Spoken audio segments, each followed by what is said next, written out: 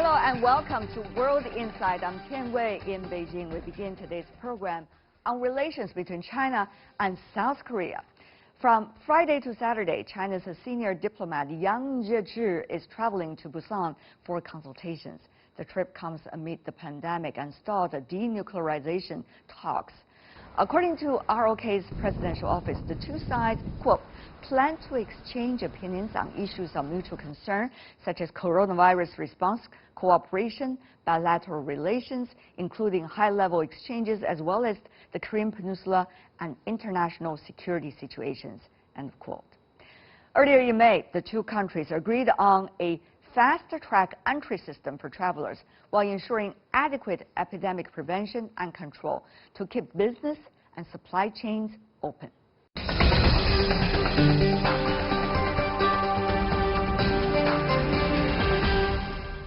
For more on Yang Jiechi's trip to South Korea, we are joined in Seoul by Yunjung Lim, Associate Professor from the Division of International Studies at Kongju National University. In Beijing, Zhou Rong, Senior Analyst from Chongyang Institute for Financial Studies at Renmin University of China. Welcome to both of you. How should we understand this latest trip, still amid the challenges of COVID-19? Ms. Lim. Yes, you're very right. As you already know, the situation in Seoul is getting worse every day. So we're really concerned about further further development of the COVID-19, not only just in Seoul, nationwidely, but amid this crisis, I think majority of Korean people are very excited to watch Mr. Yang's special visit to Busan. Some actually experts shared some kind of concerns as well, because we all know U.S.-China, China-U.S. rivalry is getting more intense. So amid that kind of rivalry getting intense, again, what if South Korea required to choose either one of them? That's the worst scenario for South Korea. So obviously we do have some concerns, but at the same time we are very excited to see Mr. Yang's visit. As you may know, there's a lot on the agenda, Mr. Zhou from China, both the COVID-19, the fight against the pandemic, and of course the peace and stability of the Korean Peninsula, bilateral relations, including high-level exchanges, Korean Peninsula, international security situation. These, according to the latest points coming from the two foreign ministries, have been illustrated. So what do you think is the most important agenda of Mr. Yang's trip? I think first we should like to say South Korea is one of the strongest countries in Asia. If we just include the Asia's powers, China, Japan, India, and South Korea are the most important countries in Asia. And we also know that South Korea is ranking ninth of the world economy. It's the ninth developed country in the world. And also that between China and South Korea, there's a lot of trade between the two countries. China just take 20% of the whole South Korea overall foreign trade. So it is important. And we also know that during the pandemic of COVID-19, there's a lot of cloud meeting and video conference, which cannot be replaced by face-to-face meeting. So face-to-face meeting is very important. So Yang's trip is going to discuss something about the bilateral relationship, also exchange some, some counter-COVID experiences, and also may do some preparation for the future possible summit between South Korea and China. The COVID-19 situation, China and South Korea were early in the pandemic, but later, with utmost efforts made by both sides, managed to come out of it. Now, there are some cluster of outbreaks since then in South Korea. How strong is the momentum now to still curb the pandemic? And how much do you think international cooperation, particularly with China, will be able to help Seoul to solve some of the problems? Yes. You might remember when the first outbreak did happen here in this country. It was approximately around February and March in the city of Daegu. Yes. But this actually current wave is pretty like equally, I mean, we have pretty equal concerns about the recent actually development in Seoul, because obviously Seoul is the capital city, the largest city of the country. So obviously we have deep concerns about the situation. So the government strongly encourages people to follow the directions and discourage people's gathering even over the weekend. So people are trying to follow, of course, the government's directions. Yeah. So fingers crossed. I also want to just remain optimistic about the situations, but we still don't know. We cannot be that sure as of now. So we definitely need to be cautious about the upcoming weeks at least. So having had that situation, another bigger concern is, again, the economy. As Mr. Zhou said, China, Korea, China, especially from Korea's point of view, China is the largest trading partner, and the massive number of Chinese tourists have visited Korea. So that was a huge part of our GDP. But these days, we really have troubles because of all the situations. So definitely we probably need to have a deeper conversation over how we can block the COVID outbreak, but at the same time, how can really we the recover economic ties between the two. I think Mr. Yang obviously will try to have the conversation about that. Right. Again, the relationship between economy and COVID. Yes. Mr. Zhou, of course, China was early in the fire. Now there's a lot of different new development. One is a vaccine. The other is how to do the containment and prevention if the cluster of outbreak happened. Obviously, so far, China seems to do quite well with the latest few small outbreaks.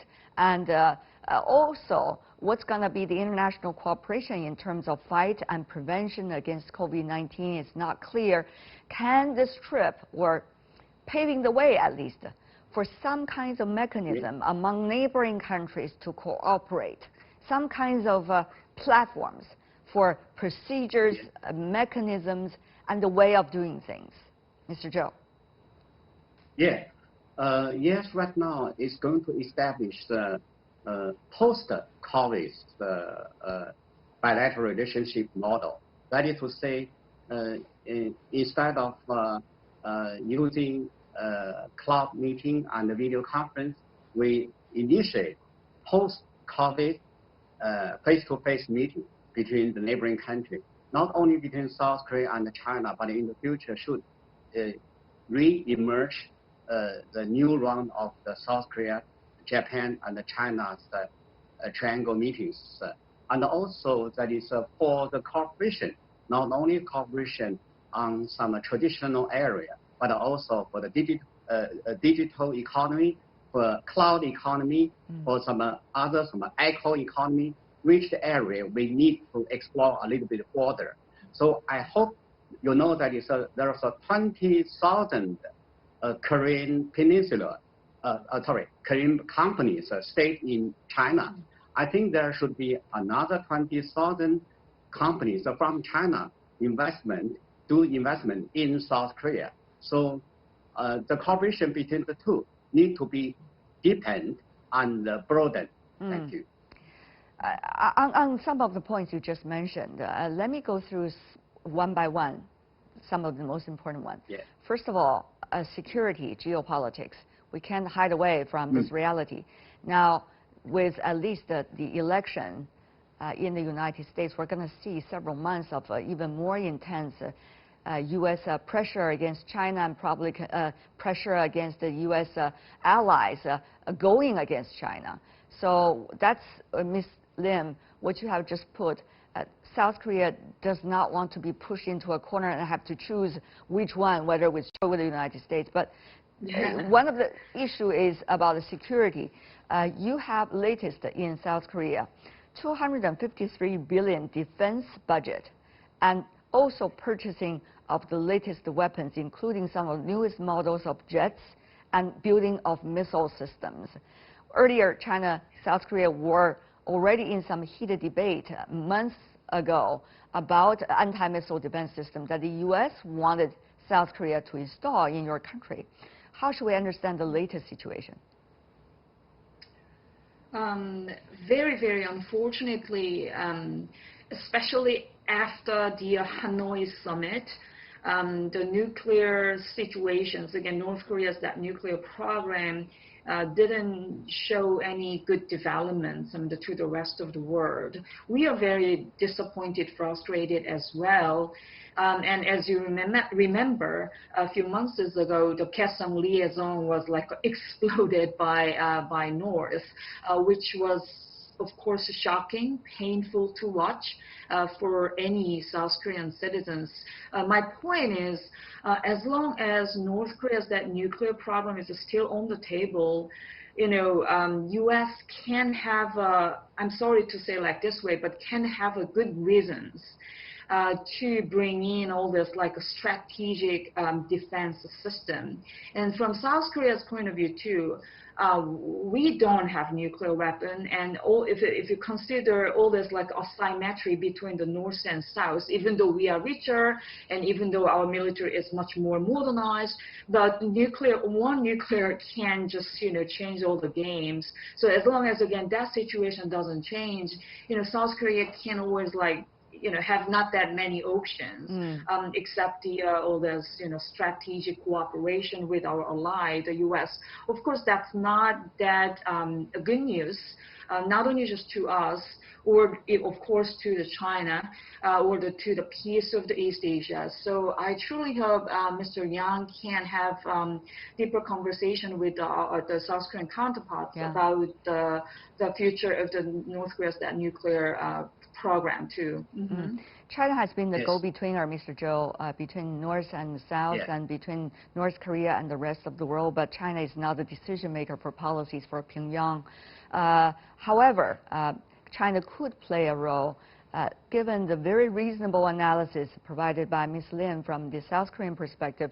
What is China's take now and way of doing things now at a time when we still have this pandemic, when we see geopolitics is becoming the biggest topic probably as we go on? Let's say first about the first question you asked, Madam Lin. The one thing that is something you talk about, whether South Korea will stay together with the USA or will be neutral. My point of view is South Korea will always be neutral. South Korea is not like Japan, always stay together with America against China. South Korea never does so. This is number one point. Another point is China has maintained a very sound and good relationship with both South Korea and DPK and North Korea. I think China can just do as something like a middleman or the coordinators between South Korea and North Korea if they have some requests. But I'm sure that between South Korea and North Korea, the coordination instrument right now is, what do we say, certainly cut. But I am sure that in the future, seeing the situation, and that kind of instrument will be restored very soon. We see the U.S. playing a relatively interesting role over the past few years. On the one hand, this administration, especially this president, have been eager to have some personal achievement in having iconic footages, but at the same time has failed to deliver, at least according to North Korea's perspective, about an earlier consensus. On the other hand, we also see that the foreign policy circle inside the U.S. is very divided about what to do with the Korean Peninsula. But at the same time want to pressure Seoul further away from China and closer to the U.S. for U.S. own geopolitical goals. So there's a very entangled vision that the U.S. has in mind, which of course will have its impact on how they're trying to deal with Seoul. And also on China's approach to Seoul as well, because China needs to function also within this framework about how to deal with the U.S. and what to do next with its neighbors and countries of cooperation. So, Ms. Lim, that puts a lot of pressure for vision for South Korea about what to do and how to tread every step along the way when everything, when not handled well, could be a trap. Yeah, that's very right. As you say, again, from Pyongyang's point of view, or North Korea's that so-called Kim regime's priority is they definitely want to deal with the United States directly. I'm very sorry to say like this way, but they don't prioritize Korea, South Korea. Neither South Korea nor actually China. And I'm very sorry to say like this. It's a reality. Again, the first priority. It's very obvious that Pyongyang wants to directly deal with Washington, but they also hope this direct interaction could bring results. But so far, it has failed. That's the issue. Yeah, that's right. And we do see all this like a kind of deep gap between Washington's perspective, Pyongyang's perspective, but still Pyongyang, they want to deal with Washington directly without probably Seoul and even without the Beijing. So that's really the kind of fundamental problem, all this complicating game. But as you said, that, China's role, as Mr. Zhou said, again, definitely China's role is really big when we are trying to persuade the Pyongyang.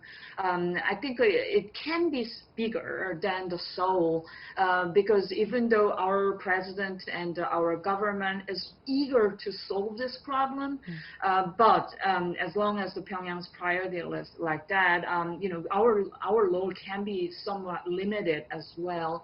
So in that sense, I do see this Mr. Yang's visit as very encouraging for us too, because now probably again China, Beijing Seoul's cooperation is really, I think, also necessary as for this moment. Mr. Zhou, U.S. election coming up, people are really concerned whether some crazy cards will be played by politicians just to increase their electability. So how vulnerable will the Korean Peninsula be during this time? And what, how is China framing the timeline and its bigger vision of working with its neighbors? Yes, we all know the Chinese Foreign Minister recently just made a speech that China will still continue its cooperation with current American government. We will not wait for election time, but anyway, so it is America who should just do some initiative work for the stability and the peace of the peninsula. I think China is not like America. China never put any kind of extra pressures on North Korea, and both North Korea and South Korea. But America just put pressure on both. So for China, China may just try to smooth the channel to make some dialogue address for both South Korea and North Korea. But to initiate some new proposal, I think we need to wait and see. Because first is we should just make relax between North Korea and America. Then that is make relax between North Korea and South Korea. It will take some time to do the work. Thank you. But will that, with the current environment, allow that work to happen? They don't like to, North Korea don't like to have any dialogue with America. They don't want to be the card played by Trump for his election. I suppose North Korea would like to wait until the election result of America. A lot of things are going on right now, but also about the next stage. How should we see South Korea and China find each other on the overall regional and world map? No matter whether there's a tension in the peninsula, I think that is China and South Korea have never seen their cooperation, not only on geopolitical cooperation, but also on science, technology, and economy. No matter what kind of happened from United States, and we three will just stay together for the peace and the stability. Thank you. Ms. Lim, what's your thought? Yes, thank you. Again, as long as the North Korea's nuclear problem remains unsolved, I think all those Korean Peninsula related issues can be used as a good reason or as the justification for further escalation between the continental power and the Pacific power. So as long as we share this concern together against South Korea and China or even other country, I truly hope we can sit down together and have a deeper conversation and work for the peace of the region. I want to thank both of you for your input. Yunzhang Lim, Joe Rong, thank you so much. Really appreciate it.